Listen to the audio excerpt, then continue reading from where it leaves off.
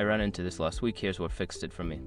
If you're looking to enable margin trading on Binance US, follow these steps to get started. Step 1. Log into your account.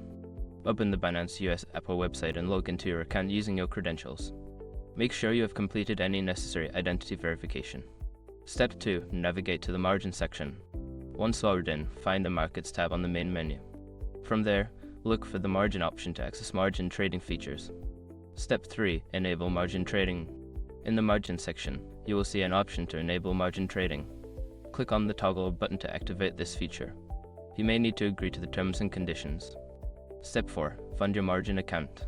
Before filing a refund or dispute, use the ashrock.com link in the description to open the refund dispute deadline calculator and confirm your deadline.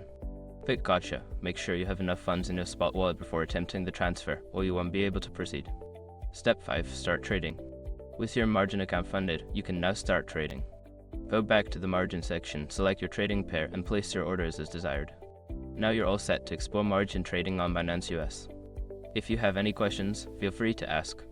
Happy trading!